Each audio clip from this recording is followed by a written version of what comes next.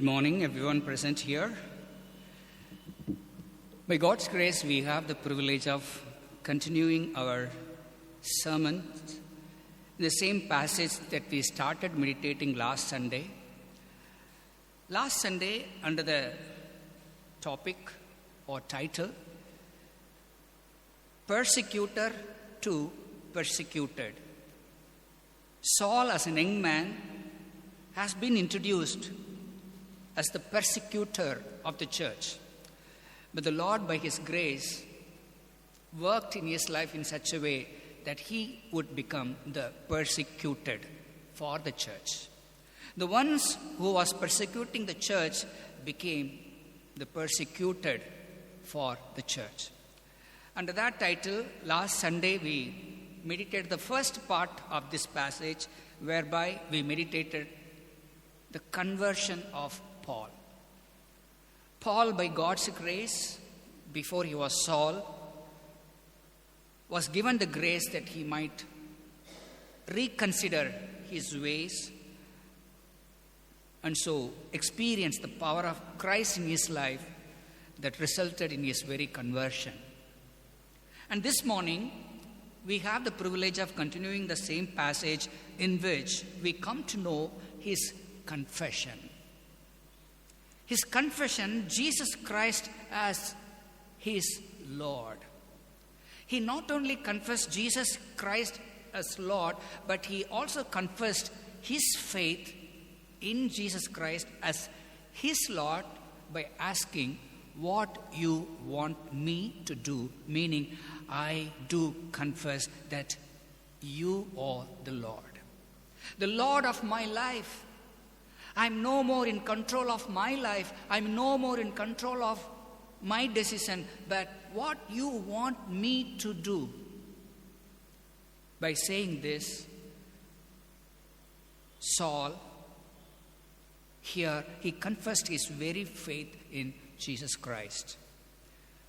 God willing, next Sunday, we will be meditating the third section of the same passage under the title, The Confirmation of Paul's Confession, or the confirmation of Paul's conversion. God willing, the following Sunday, we'll be meditating probably the same passage under the title, The Confrontation. Paul's confrontation against his own men, the Jews, who denied the divinity of Jesus Christ. And that's where this passage ends. Saul increased all the more in strength and confounded or confronted his confrontation with his own men that Jesus is the Christ. So this morning, as we pay attention to the second portion of this beautiful passage, we come to know the confession of Paul that Jesus Christ is the Lord and the Lord of his very life. What made Paul to end up with such a confession? Until he came to this point, he rejected the very confession of Christians, those who claimed that Jesus is Lord. He was against the very confession of the Christians who claimed Jesus is the Lord. But now we come to know Saul, the enemy of the church. Saul, the persecutor of the church. Saul, the one who denied and rejected the claims of Jesus Christ as the Lord, is now found as the one who confessing his very confession that Jesus Christ is his Lord. Well, in the first place, he fell off from his horse. Okay, he was on his mission to persecute Christians, and not on his very own, but he got the necessary approvals from the high priest that he can bind Christians, that he can arrest Christians, that he can commit them to be killed. He was pretty much destroying the church like a beast. He was destroying like a beast, but now he was met by Jesus Christ, and from which we in the first place we understood there is none who would be away from God's love. God can love any kind of a person who may be seen as a wild person, like a beast, but still God can love. God can receive even a person like Saul. And so the gospel is meant for everybody. Not necessarily it is meant for the nicest people of the community. It is meant for any kind of a person. So here we see Paul fell off from his horse and he presented his first question. Lord, who are you? Because he had no clue whether it was Jesus Christ. He just presented a question, Lord, who are you? Then Jesus responded to him, it is me, Jesus, whom you are persecuting. And thereby he did not refute again. Oh no, you cannot be.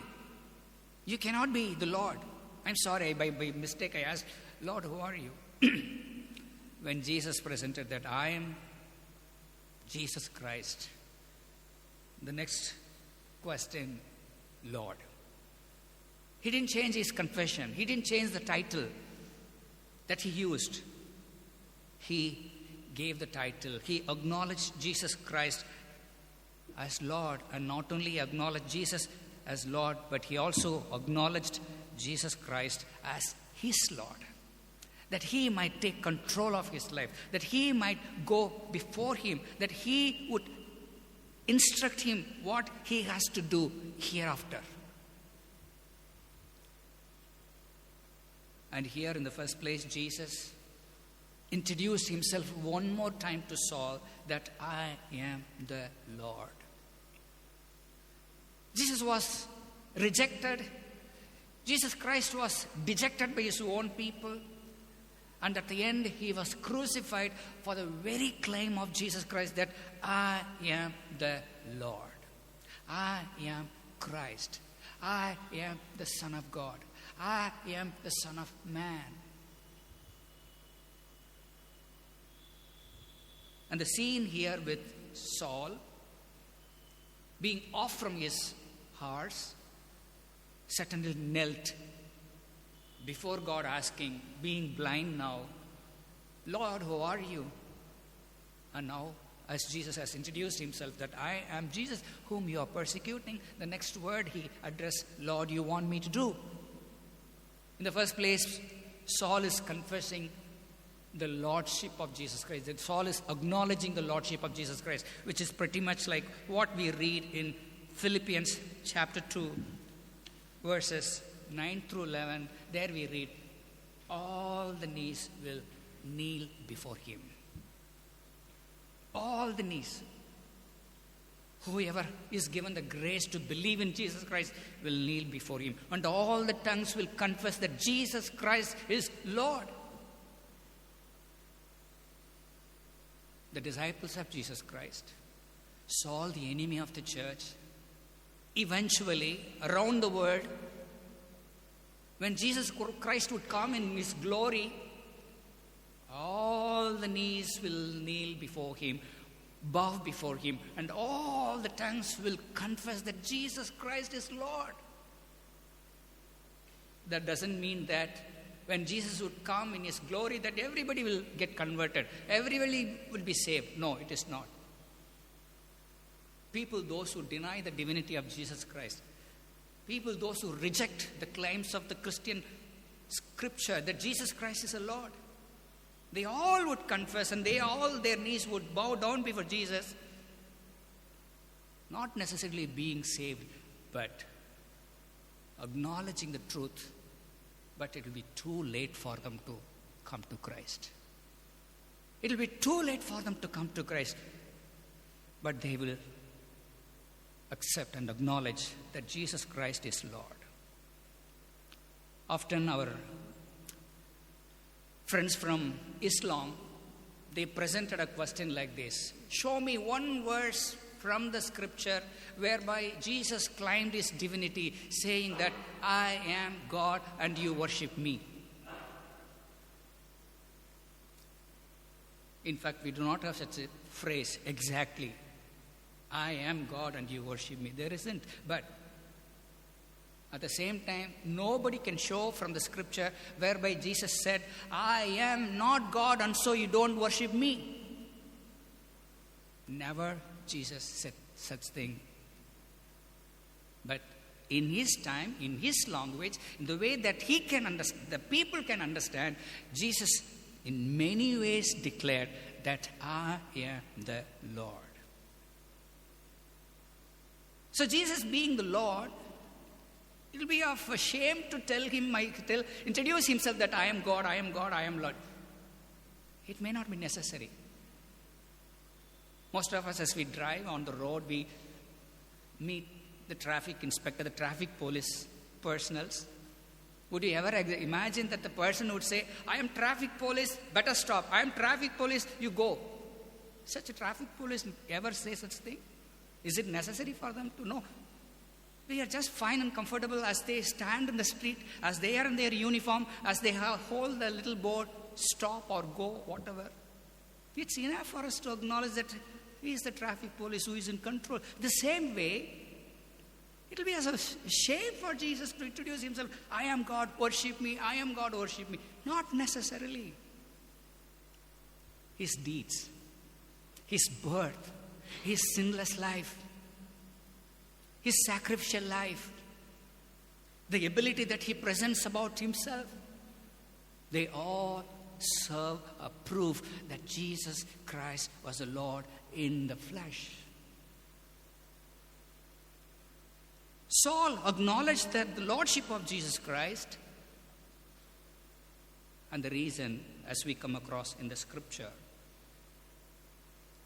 In the first place, we come to know the testimony of the scripture. The testimony of the scripture, who Jesus is. John chapter 1, verse 1, there we read, just like what we read, Genesis chapter 1, verse 1, right? John chapter 1, verse 1 is pretty much same verse like Genesis chapter 1, verse 1. In the beginning, God. In the beginning was the Word. And the Word was with God, and the Word was God. And in verse 14 of John chapter 1, and the Word became flesh. And the Word became flesh and dwelt amongst us, and we beheld his glory, the glory as of the only begotten of the Father, full of grace and truth. The triune God is beautifully revealed here. Same thing with Genesis chapter 1. In the beginning, God created. The Spirit of the Lord was hovering over the depth of the waters. And where we find Jesus in the first chapter of Genesis chapter 1, everything that was created by the Word. God pronounced, let there be light. Happen. The power, the resource, nothing but Word. And that's what John chapter 1, verse 3 tells us. All things were made through him, and without him, nothing was made that was made. So the beginning of Jesus Christ was not Bethlehem. In fact, the beginning for Jesus in his flesh was Bethlehem. But for the person of Jesus Christ, it was not Bethlehem. Jesus Christ, in every sense with the Father, he is eternal. And everything that was created through Christ, and nothing was created apart from him. Both positively as well as negative statement as well. Everything that was created by him, and nothing was created apart from him. Okay. So the testimony of the scripture about Jesus Christ, he is eternal and he is ever present, and everything that has been created, it is created through Christ Jesus. And now we pay attention to the personal claims of Jesus Christ. The personal claims of Jesus Christ. Jesus Christ being God in the flesh, he used a number of metaphors. He used a number of metaphors to introduce himself as God in the flesh. We know that there are 7 I ams from one gospel book, John.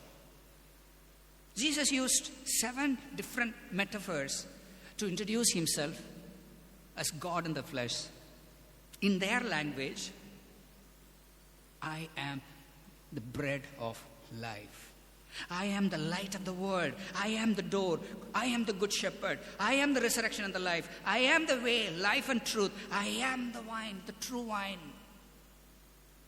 So these are the metaphors that Jesus used to introduce the very personality of Jesus Christ, the very personhood of Jesus Christ, that Jesus Christ was God revealed in the flesh. And his audience knew what Jesus is talking about. And his audience knew, and that's why about two times, they sought to kill Jesus. They accused Jesus for the sin of blasphemy, because they understood the claims of Jesus Christ. John chapter 8. There we come to know the claims of Jesus Christ as God in the flesh, as Christ, the Son of God. And in their language, he used this reference to Abraham.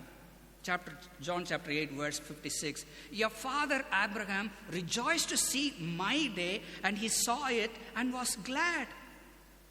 Then the Jews said to him, you are not yet 50 years old, and have you seen Abraham? And Jesus said to them, most assuredly I tell you, before Abraham was, I am. Jesus didn't say before Abraham was, I was. Rather, Jesus used exactly one of the names of God, I am, the name that God used to introduce himself to Moses. When Jesus introduced himself, that I am ever present, I'm there always, and your father Abraham wanted to see my day, and he saw it and was glad. Then they simply reasoned out, how come? How come we are not even 50 years old? But Jesus said again, most assuredly I say to you, before Abraham was, I am. Verse 59, then they took up stones to throw him. But Jesus hid himself and went out of the temple, going through the midst of them, and so passed by. Why the people took stones to stone him? Because they knew that Jesus is claiming his divinity. Jesus is introducing himself as Lord, as God. Same thing is again repeated in John chapter 10. There we see another beautiful conversation between Jesus Christ and the gathering there, mostly Pharisees there. Verse 30, there Jesus introduced himself, I and my Father are one. I and my Father are one. Then the Jews took up stones again to stone him. Again, the next time. They took up stones to stone him again. And Jesus answered them, many good works I have shown you from my Father. For which of those good works you stone me? Then they reasoned out. Then they answered. The Jews answered him, saying, for a good work we do not stone you, but for blasphemy. And because you, being a man, make yourself God. So Jesus, by introducing himself that I and my Father are one, Jesus basically is telling that I am God in the flesh. And they charged Jesus Christ with a sin of blasphemy, and so you are worthy of death, and so we are going to stone you. But Jesus, in the same way what he did earlier, he disappeared. The same way he did earlier, he disappeared. The same thing happened here in chapter 10 again. Verse 39, there we read, therefore they sought again to seize him, but he escaped out of their hand. They sought to stone him twice, but Jesus escaped not because he was afraid of death, not because he was afraid of death by stoning. Rather, it was not the time. It was not the time for him to die. It was not the way what has been destined for Jesus Christ to die. So he escaped. And then later when Jesus was arrested, one more time we come across that Jesus introduced himself as I am. Okay. About that we read in John chapter 18 verses 4 through 5. Judas and the soldiers, they sought to arrest Jesus. And in fact, when they saw Jesus, they all fell off. But Jesus helped them to stand up and question them, whom are you searching for? And they asked, Jesus of Nazareth. And Jesus told, I am. I am the one whom you are searching for. So Jesus claimed his divinity, introduced himself as God in the flesh, first place in the metaphorical language, in 7 different words, 7 different titles. I am the living bread, I am the light, I am the true wine, I am the door, I am the good shepherd, I am the life, truth, and the way. And not only in the metaphorical language, and also in the straight statements, straightforward statements. I am. And now we move on to the claims of Jesus Christ. In many other ways also introduce himself that I and my Father are one, and the one who had seen me has seen God. I in my Father and the Father is in me. All these things talk louder about the very divinity of Jesus Christ.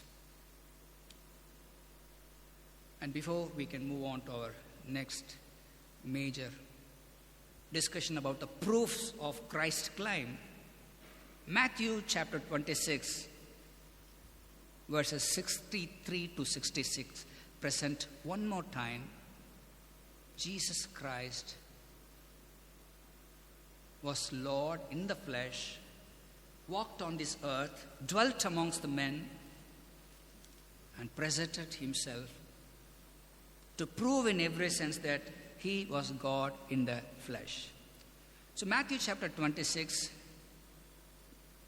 beginning from verse 63, there we come to know that before Jesus was now arrested and before he was taken to the court, before he was taken to the Pilate, the governor who would eventually pronounce the death sentence, they wanted to make sure that they have enough proofs to accuse Jesus before Pilate.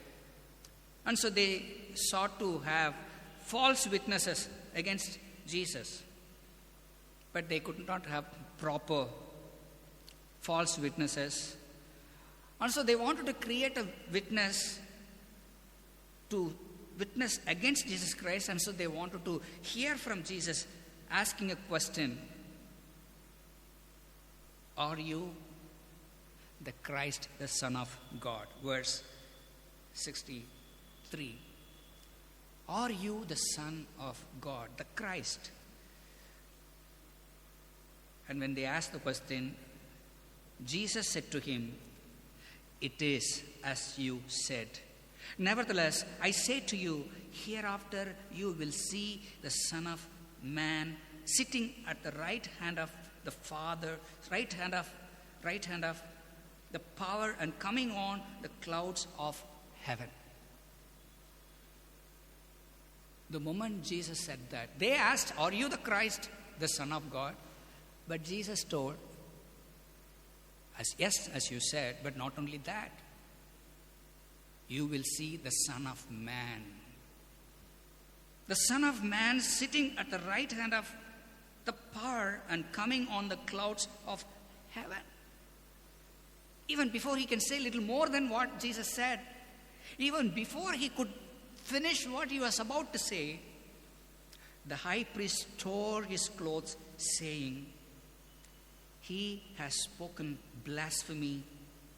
What further need do we have of witness? Look, now you have heard his blasphemy. So what blasphemy here when Jesus introduces himself as the Son of Man? Okay. Jesus being the Son of God, that was the question basically. Are you the Christ, the Son of God? But Jesus said, yes, as you said, but not only that, but even a little more. I say to you, hereafter you will see the Son of Man sitting at the right hand of God, right hand of power, and coming on the clouds of heaven. This reference is nothing but what Daniel had a vision, as recorded in Daniel chapter 7, verse 13, 14. And there, the revelation about Jesus Christ was a Son of Man coming down on the clouds. And so all the nations, all the tongues, all the tribes would confess the lordship of the Son of Man. And the high priest and the people around, they understood. They understood the very claim of Jesus Christ that I am God in the flesh. I am God in the flesh. So they had enough now. They had enough proofs. They had enough evidences that they can charge Jesus Christ with the sin of blasphemy, because Jesus claimed divinity, basically. Jesus claimed his divinity, and so they took Jesus before Pilate, that they can demand that Jesus Christ must be put to death by crucifixion. And now, apart from the claims of Jesus Christ, in the first place, through his metaphorical language, I am the door, I am the vine, I am the true light of the world, all the many 7 different metaphors. And we also saw some of the non-metaphorical, straightforward claims about the divinity of Jesus Christ. And now Jesus also has had proofs to help the people to understand the lordship of Jesus Christ. And what were the proofs? In fact, Jesus Christ himself talked about the deeds in John chapter 10. There he has had a conversation with the gathering there, and the people demanded to Jesus, how long you would keep us in doubt? How long you would keep us in confusion? Sometimes you tell yourself that you are a son of God. Sometimes you tell yourself that you are a son of man. We are so confused. Tell yourself, how long do you keep us in doubt? If you're that Christ, tell us plainly. For Jesus, several times he used metaphorical language. They cannot handle any more. Tell us plainly. In order to tell them plainly, Jesus referred to the good works that he has done. Jesus answered them, verse 25, John chapter 10. I told you, and you do not believe. The works that I do in my Father's name, they bear witness of me. The works that I do in the name of my Father bear witness of me. who I am. But I'm sorry. Because you're not of my sheep, you cannot believe. My sheep hear my voice, and I know them, and they follow me. You are not my sheep, and so you don't have the grace to believe in me. Whether I do any number of miracles, whether I present any number of statements about my divinity, sorry, you cannot believe because you're not my sheep. But today, by God's grace, we are here, part of His church, the universal church, confessing that Jesus Christ is Lord, that Jesus Christ is worthy of my worship, that Jesus Christ is the Savior. Not because that we have come to know about it and so we received. Rather, we belong to Christ already, and that's why we could put our faith in Him. The reason we were able to confess our faith in Jesus Christ and acknowledge the Lordship of Jesus Christ and confess like Saul, because in the sovereign providence of God, we are chosen to be His from eternity to eternity. So Jesus had a message to tell them. The works that I do bear witness of me that I am the Lord. I am God in the flesh. But sadly, you do not believe me because you are not my sheep. So the reason that you and I, in time, when the gospel was shared or presented to us, at the moment that we were given the grace to believe in Jesus Christ, because we belong to Him already. We belong to Him already, and that's why we could confess the Lordship of Jesus Christ. We have become the sheep of His fold, not because that we believed, rather we were already His sheep, and that's why we could believe in Him. So Jesus here, He's talking about, He's making reference to the works that He was doing. And what were the works? In fact, in the very passage itself, we come to know that I give my sheep eternal life. No man can ever give eternal life. But Jesus, being God in the flesh, He could tell, I give eternal life. And so none would perish. And nobody can snatch out my sheep from my hand. And nobody can snatch out the sheep of mine from my hand, because the one who has given me is greater. The one who has given me is greater, and nobody can also snatch my sheep from the hands of my Father as well.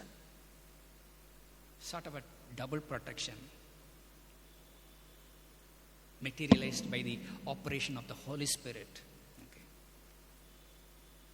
Nobody can snatch out my sheep from my hand. For I give them eternal life, and they shall never perish. Never perish. Neither shall anyone snatch them out of my hand. My Father who has given them to me is greater than all, and no one is able to snatch them out of my Father's hand as well.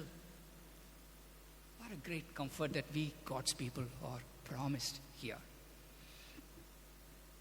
Once saved, always saved. Yes, it is, if truly the person is saved. If the person is truly saved, is always saved. But sad thing is, people come across false converts, false believers. Looking at their lives, they tend to say, oh no, once saved is not always saved. Because see, the life of that person. Okay, there is a possibility for a godly man or a woman may have a season of fall. But he can never stay in that same scenario all his life, all her life. That's why we read, the righteous, though he falls, he will get up 7 times. 1, 2, 3, 4, 5, 6, 7. When it talks about our calling to forgive, it is 770 times, but when it's talking about the fall, a season of fall, okay, it's about 7. That doesn't mean, okay, there are a number of 7, so I can choose to sin, I can fall into sin, and still I can get up. No, we are not supposed to. So Jesus is presenting himself as God in the flesh by making a reference to his work. He, being God, could give eternal life, and that is permanent. And that is permanent. Because it was not we who chose him, rather it is him who chose us. It's not we that loved, rather it was him who loved us first, and so we love him. So the first work he started, and so the last work will be done by him only. Okay. So we, being the children of God, must live our life in such a way that we are a saved people. That we people belong to him, and we don't belong to us. And Saul, that's how here he asked the Lord Jesus, what you want me to do? No more I am. No more what I want to do. But it's what you want me to do. Saul acknowledged the lordship of Jesus Christ. And Jesus Christ, in order to introduce himself as a Lord, God in the flesh, he asked the people to look out his works, his good works. He, being God, according to Matthew, was the first miracle that is recorded. Matthew chapter 8, wherein we see Jesus healing the leper. The first miracle according to Matthew, because Matthew, being the gospel written to the people of Jews, okay. So they knew what happened in the Old Testament and always looked at leprosy being the sign of God's curse because of sin. And only God can forgive, and only God can give the necessary healing upon forgiveness. They knew. In fact, 2 Kings chapter 5 verse 7, there we read, the king of Israel tore his cloth when Naaman came seeking a healing for his leprosy. He tore his cloth and made a statement, am I God? Am I God to heal a leper? It is like killing someone and bringing back to life the very subject of cleansing a leper.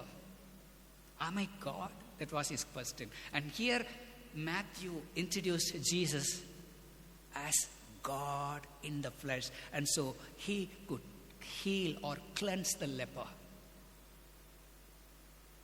That was his deed. Because Jesus was God in the flesh, he could heal, he could clean the leper. And then we see Jesus being God in the flesh, he could forgive sins. Matthew chapter 9, there we come across the paralytic. There was no for them to bring to Jesus, rather they opened the roof and lowered him to Jesus close by. And to that person, what Jesus said? Son, your sins are forgiven. Son, your sins are forgiven. And that's proof that his sin was forgiven. He could stand up and walk. And even he could carry the very bed on which he was brought. Okay. Only God could forgive sins. And so Jesus here, he forgave the sin of the paralytic. Jesus, being God in the flesh, he could read. He could read what is in man. John chapter 2, the last 2 verses, there we read. Jesus did not commit himself to them because he knew all men. And he had no need that anyone should testify of man, for he knew what was in man. In fact, in the scripture, there are 7 different occasions in which Jesus read what was the men were thinking about, a particular thing that Jesus did or a particular thing that Jesus spoke about. 7 different occasions that Jesus exercised his divinity. Jesus presented himself as the one who knew what is in man because he was God in the flesh. And now we move on to the next point, the testimony of others about the divinity of Jesus Christ. The testimony of the scripture and the personal claims of Jesus, and now the testimony of others about the divinity, about the divine origin of Jesus Christ. In the first place, we come across the Magi from the east. The Magi from the east, by having seen the particular star, the star is being addressed that his star, not one of the stars, his star. Having seen the star, they came to worship the king, the newborn king. They did not come just to pay a visit, just to say hi. No, they came to worship him because Jesus was God in the flesh. When they met Herod, what they told about the very reason of their visit, they came to worship him because Jesus was not just a man. He was not just a newborn king. Rather, he was worthy of worship, for he was God in the flesh. Pharisees, though they stood against Jesus Christ, they knew very well amongst themselves. And Nicodemus, being one of such Pharisees, he sort of represented his entire clan. John chapter 3, verse 2. There Nicodemus told Jesus, right? Rabbi, verse 2 of John chapter 3. Rabbi, we know, that is the entire community of Pharisees, we know that you are a teacher come from God. Come from God, for no one can do these signs that you do unless God is with him. So Nicodemus, being one of the Pharisees, sort of representing his entire clan, presented what they think about Jesus Christ. We know that you are a teacher come from God. And nobody can ever do what you do unless God is with him. This was a testimony of the enemies of Jesus Christ about the very personhood of Jesus Christ.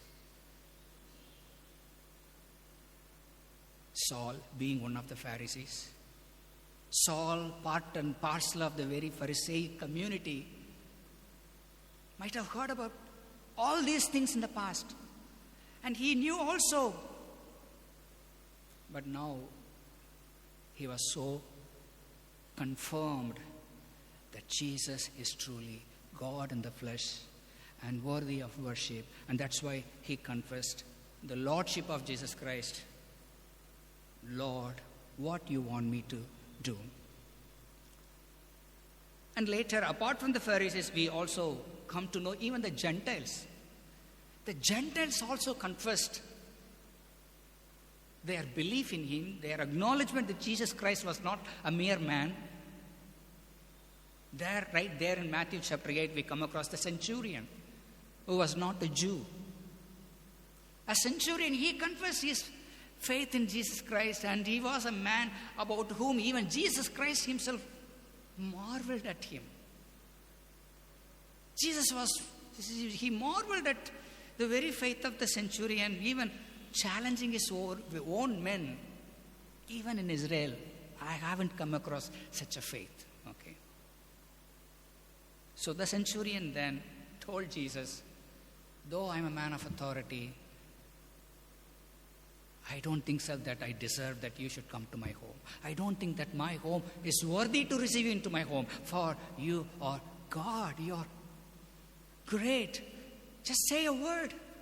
Just say a word. That's enough. So Jesus, being God in the flesh, he could heal the people even by staying in distance and by sending words. So the Gentiles, the Greeks, they confessed the divinity of Jesus Christ. John chapter 12, there we come to know a group of Greeks came in search of Jesus Christ. We have come to see the Messiah. And the message kind of passed from one disciple to the other and one disciple to the other. And then at the end, they came to Jesus Christ. And thereby what Jesus said? The hour has come. Prior to this point, often when Jesus was sought to be seized, sought to be killed, it was not the time. Now, Jesus spoke, the hour has come for the Son of Man to be glorified, for the Son of God to be glorified. And he talked about his very death. So the Gentiles, not only the Jews, but also the Gentiles acknowledged, not only the Magi, but also the Greeks, not only the Jews, but also the Romans. At the end, at the cross, we come to know the centurion and all the many soldiers, they all confessed. Matthew chapter 27, verse 54. Truly, this man is the Son of God. Truly, this was the Son of God.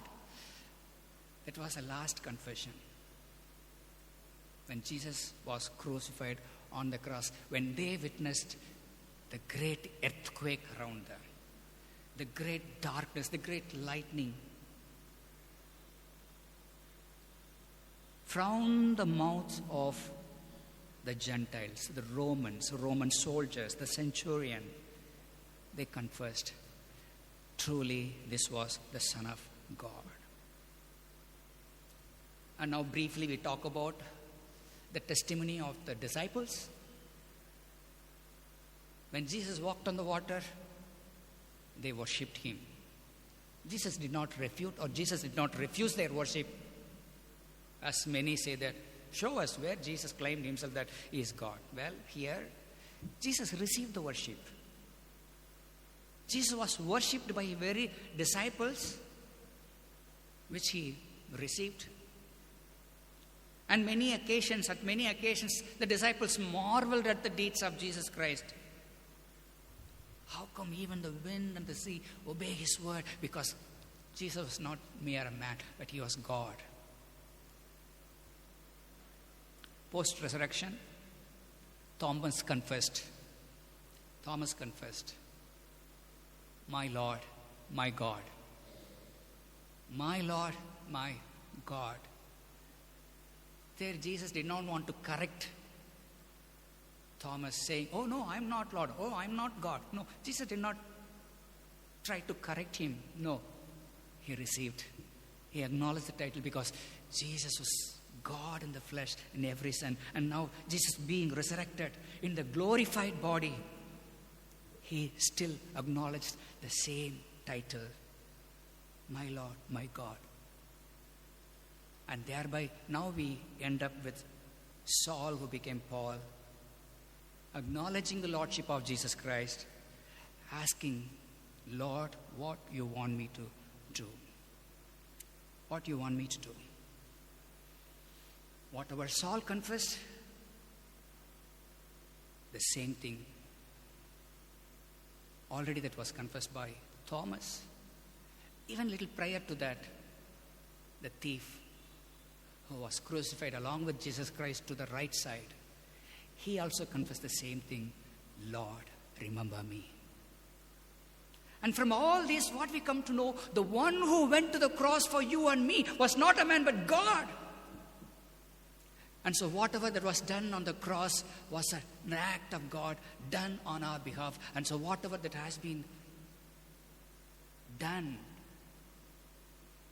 on the cross for us is something that no man can ever give, no man can ever merit, but only God can give by grace. And so you and I are given the grace to believe in Jesus Christ the way how Saul confessed his faith.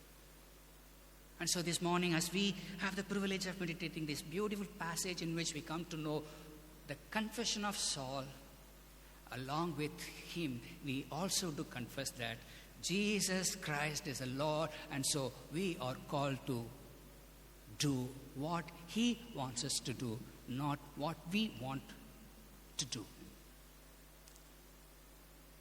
May this Lord be glorified as we choose to live a life of obedience for the glory of God.